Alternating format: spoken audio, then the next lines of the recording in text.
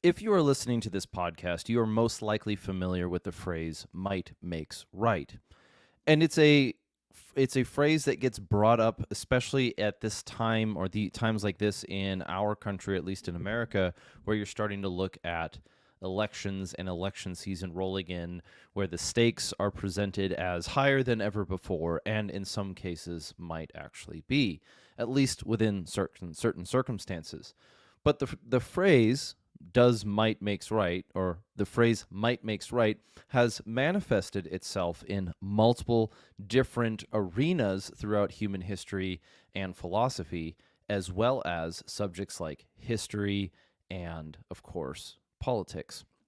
But if we're going to address this subject, if we're going to address this subject in a meaningful way, we have to both zoom in to what the phrase is arguing and zoom out to how we orchestrate and understand the world that we live in.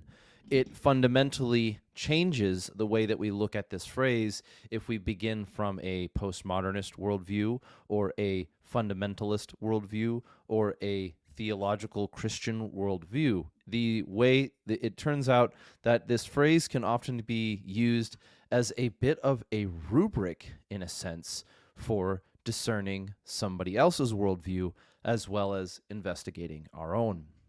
And so we will start with a worldview and what that is as a fundamental building block of this argument and continue on, especially in cases of violence, use of force, self-defense, and ultimately ethics as a people.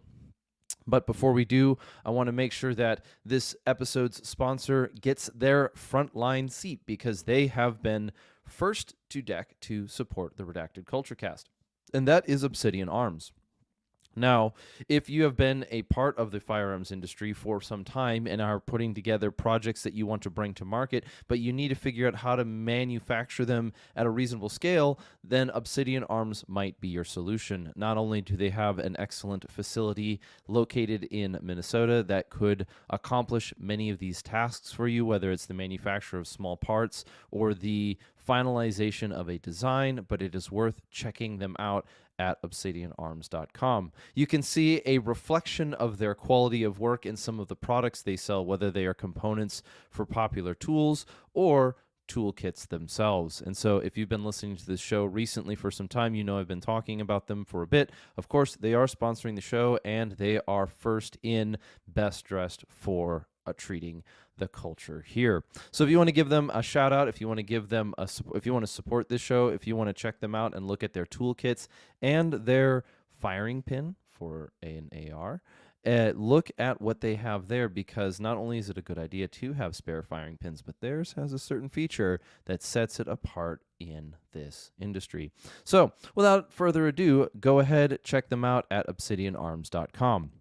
Now, back to the subject.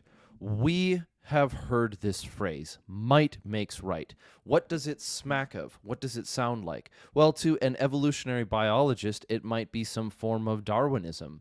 That which continues to survive gets to continue to spread its genes and continues to grow. And so what is right in the form of a naturalistic worldview would simply be that which survives. And while in a sort of weird macro scale that might work, it doesn't function as well in our public discourse. First of all, we have this ongoing consistent dilemma. When we look at movies like Lord of the Rings, or we look at politics like what we are experiencing today, we understand rather intuitively that there's a difference between being right and winning. Now, if we were to go back to comic book days of yore, we would want to believe that in the end, the right does prevail, or that which is moral prevails. But there is something different, quite specifically different, between doing something that is moral and winning, or having the right, being the right side, the moral side, and winning. If this wasn't the case, then we wouldn't have words like oppression, victim. We wouldn't have words like, or we wouldn't have a moral connotation attached to words like victim. We wouldn't have words that communicate this idea of someone being wronged. Now, if you were to toss it back in history quite some time and get a little nerdy, A long time ago, in the early 2000s, there was this video game called Morrowind, or for some people, Morrowind.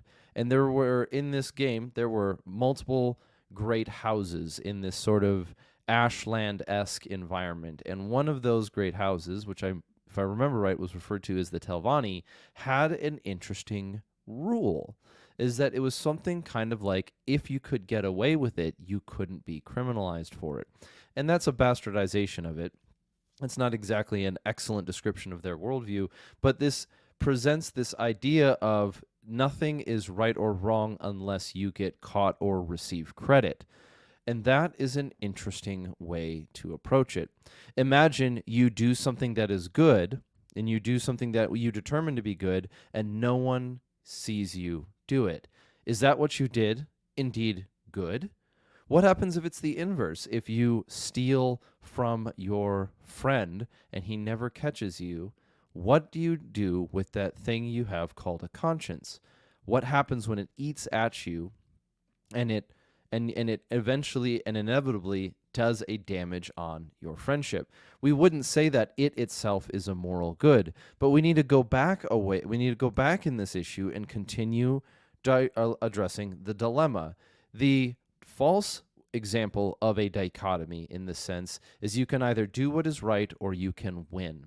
And this is where you start to see how this phrase is very rarely used, at least in colloquial terms or common language or in discourse between politics or friends, that it's very rarely an all-encompassing worldview.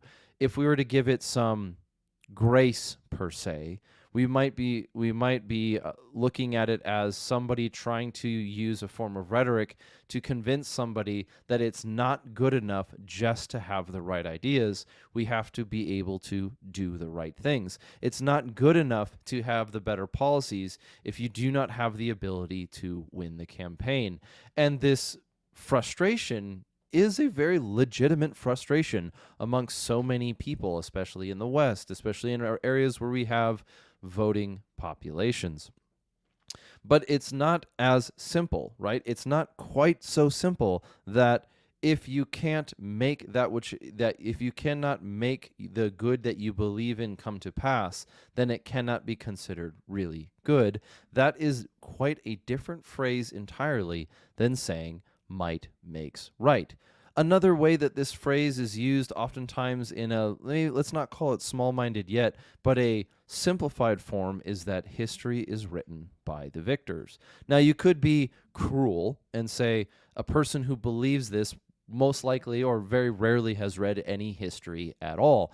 They may not even be able to tell the difference between a first and a second source. They may not be able to articulate these things, or quite simply what they're saying is a sigh of exasperation when understanding that which we understand about history is written by fallible people, and fallible people will almost always prefer to paint themselves, their side, their worldview in the best light without doing the same for their opposition.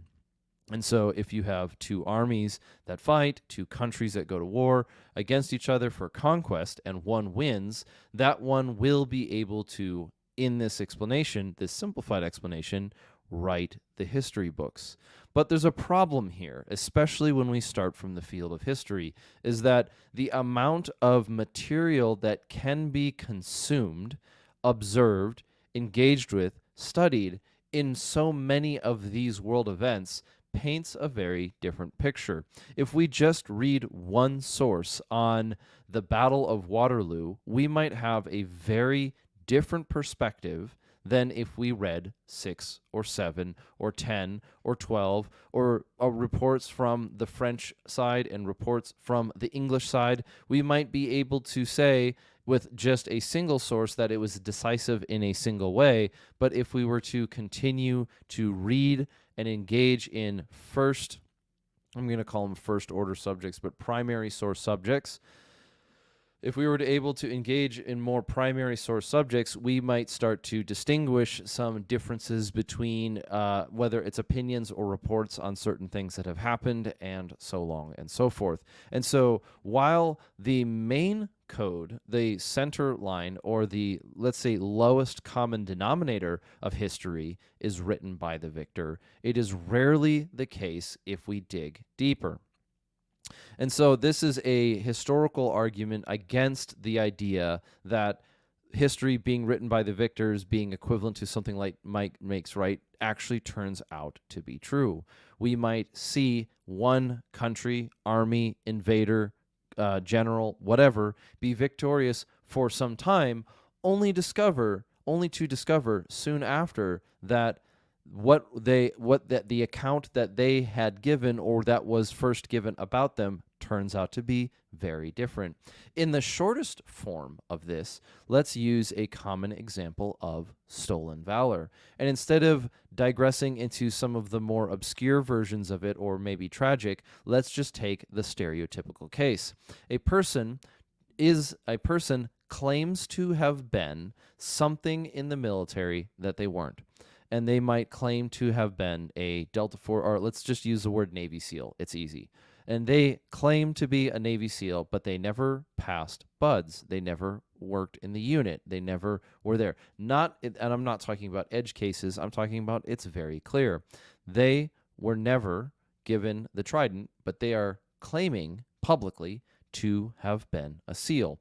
Now, if we were to play the game of might makes right, we would have to concede the argument, or to the victor goes the spoils, that if they, in a sense, got away with the lie, then it would sort of matter-of-factually become true, at least in a perspective of history. But even this illustration demonstrates the difference between the subjective understanding of human beings and the objective world. There is no amount of lying and trickery that can change the absolute fact that a person who did not do a thing that a person who did not do a thing actually have done the thing. If, let's say, this example of a person claiming to be a Delta Force operator, that he's a part of the illustrious Delta Force, but he never went to selection, he never got selected, he was never there, his name was never on the roster because he was never there. In fact, maybe you find out later that he never joined the military at all. You wouldn't even find out. Let's say no one found out. No one ever found out that the person lied about something they did. It would not, in fact, make it true. It would just mean that the records are incorrect. And this changes our perspective. It changes our perspective very quickly in how we look at history. Is your objective in studying and engaging in historical accounts to win points for your ideology, or to understand that which is true? Well, this is a difficult subject, even in its own right, to approach with continued integrity. It requires continued integrity, and oftentimes the being held account to by other people to help that maintain truth, which is why people who lack humility struggle to accurately describe and understand any historical account of anything that happens. So we have to go back a little bit. We have to tear into the original question of why might may or may not make right. And let's start at somewhat of the beginning. What does it mean for a thing to be right? By what standard is a thing right? If you believe that might makes right exists as true on the metaphysical level, then what is it that determines that which is right? Say you have a fight between two people, and one person wins the fight. Is what is by fact of being victor alone sufficient for determining that they are right? We would naturally say no. But then what happens if that fight creates sort of a Franz Ferdinand event, which causes a war? And then now there's this war between two factions, and Now you have an army, or you have armies clashing in a war type manner. If one army defeats the other, do they also then become right? Let's say one man, let's go back down to this one versus one fight here. One man is clearly the aggressor. He seeks to rob another man of his property for whatever, and let's throw out any ambiguity. One person seeks to mug or steal another person's property up to the extent of potentially taking their life. And in the scuffle, the aggressor, the thief, the robber, the person who started the altercation ends up winning. He ends up no, he ends up losing. He ends up losing. But because he lost, the country that he belongs to sees it as a just cause to go to war because they did not understand or they did not care that their person who started the fight between two people was the aggressor. Now you have, they make the argument, well, they don't make the argument might makes right. They said you harmed our guy. So now you have a fight between two armies. And then the army that was the army that was on the side of the original aggressor now wins the war. Are they correct? Are they morally correct in their position? No, we don't say that. We don't believe that they are morally correct because we understand that there is more to the circumstance. But what happens then if you can't prove it amongst men? It becomes ambiguous. It becomes lost. It becomes frustrating as you see men engaging in otherwise immoral acts because they believe things that are not true. And so if we scale this concept greater and we look at it in another context, we might ask the question, two men agree to fight, one man wins, but he cheated. He, in some way, shape, or form, played by a set of rules that were contrary to what was agreed upon. Does that also make him right? It does. It makes him technically the victor in the sense of he was the person who left the fight in better shape or whatever, but there's also the concern about the cheating, as in we may not agree on what cheating is and how it functions, but if somebody sits down with another person to play a game of chess and the other person pulls out a handgun, they're not playing chess anymore. It's not the same thing. And so what you have is a series of issues with the way that people agree and disagree on what are the terms and conditions by which they will engage, whether it's commerce, rhetoric, debate, law, or debate, or warfare. And still, there, as you scale this higher and higher and higher from two individuals to two communities to two states or two small countries to two globe-encompassing worldviews, say Christianity and Islam, or communism versus, whatever the West was, capitalism for so long, you have this problem of what happens if whichever one of those wins, and as we determine it and as we understand it, we discover that its worldview is fundamentally evil. So let's go into what a worldview is.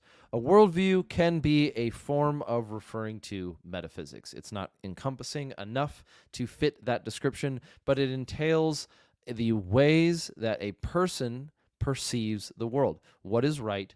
What is true? Where does good come from? Who is man? Who is God? What is their relationship? What is reality? These are some of the core questions of metaphysics.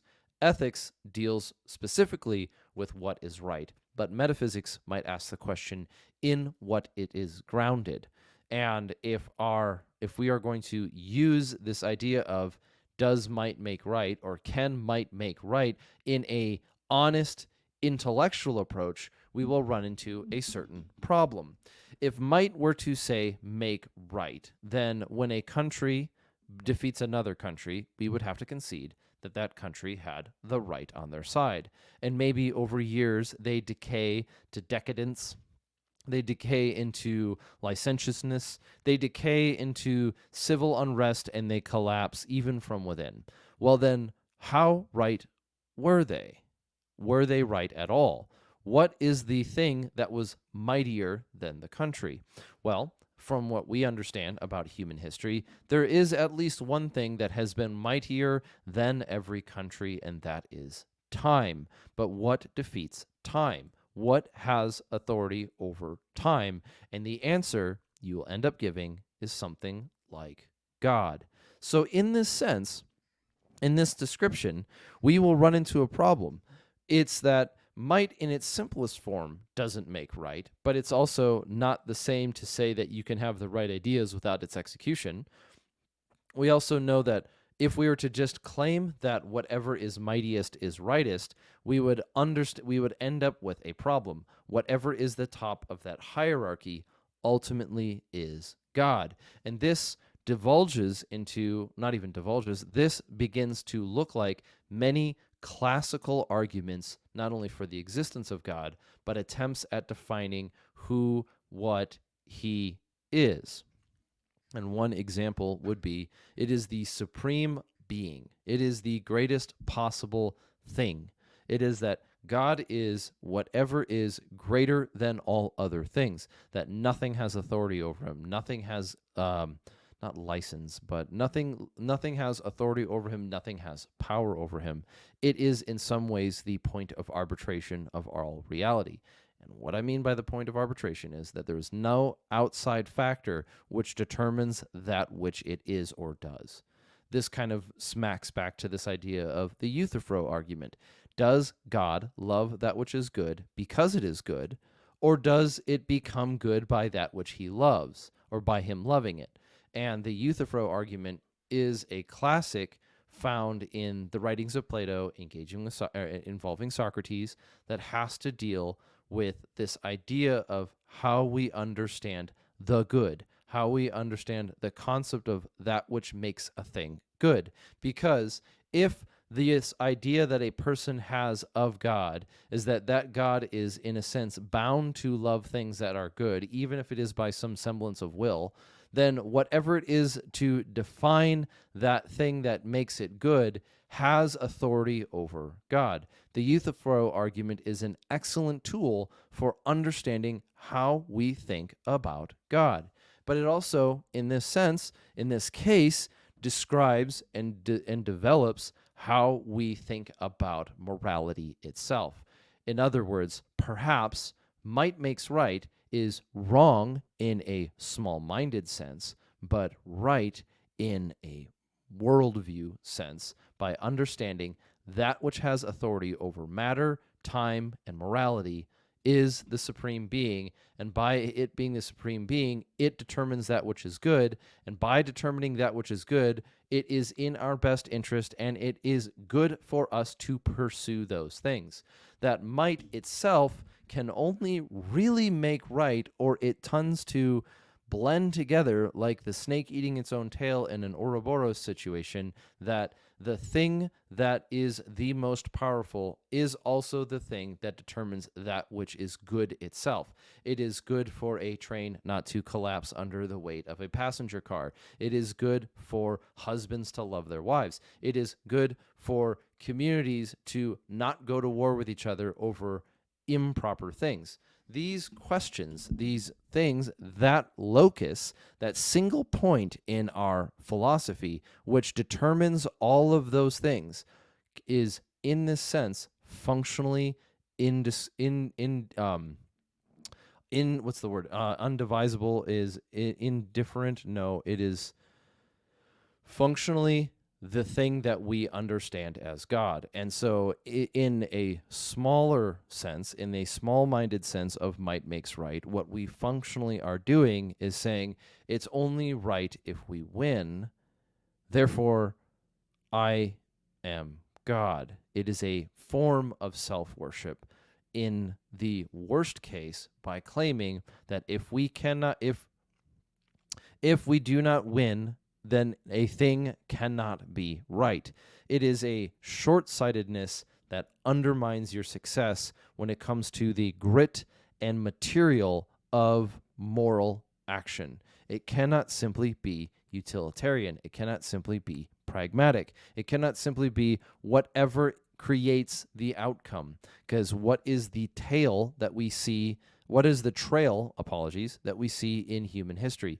Might makes right leads to how many eggs if you're going to make an omelet, you have to break a few eggs, to we are willing to lose this many so-called innocent people, which means we are willing to sacrifice populations for our utopia. If only those darn peasants believed in our utopia, then we would have a perfect world, so we might as well get rid of them. Might makes right, in a small-minded sense, is the worldview of tyrants, whether you sit in the White House or you're sitting on the toilet. Whether you are in a seat of power and authority in your country or in your community, or you are a person in the street throwing a fit at whatever political problem that you are frustrated with today. And this applies to the right, and it applies to the left, and it applies to everyone in between. If your ideology is dependent on might of man versus man to be true, that it stands on nothing other than the victory of your people, congratulations, you're beginning the road to tyranny. But if we look at how this way of victory or might appear in a metaphysical sense, in a bigger picture, we recognize that which has no authority over it, that which has nothing with authority over it, is the supreme being, and that is something that we also call God. In other words, the might makes right argument is the justification of tyrants and their condemnation. And so, if you see this applied in history, there's a really good example of it if you look at the way that contemporary politics approaches political dissenters, as well as places like Rome.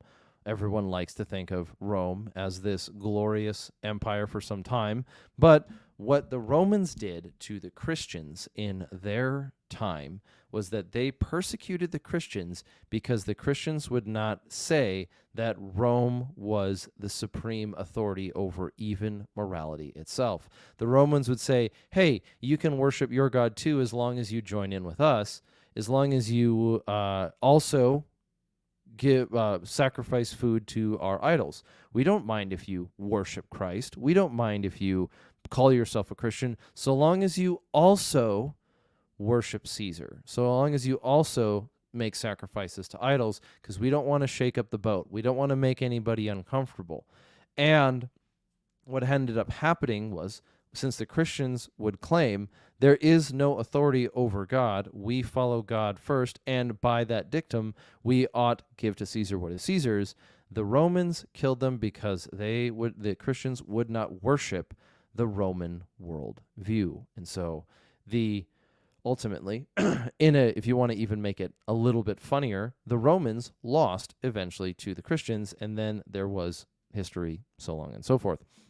And so ultimately, in this conclusion, and if we want to look at might making right, we have to be careful that we're not creating a small-minded approach. Now, we might separate rhetoric and impassioned arguments apart from some of these things, but if we look at this idea of might makes right solely in the context of do I win now or not, then you are very, very carefully, or perhaps uncarefully, treading down the road of tyranny. But if we understand that which has authority over all things is functionally God, then we are looking at a broader worldview, and we have to recognize that we ourselves, as individuals, as societies, or as ideologies, are not God.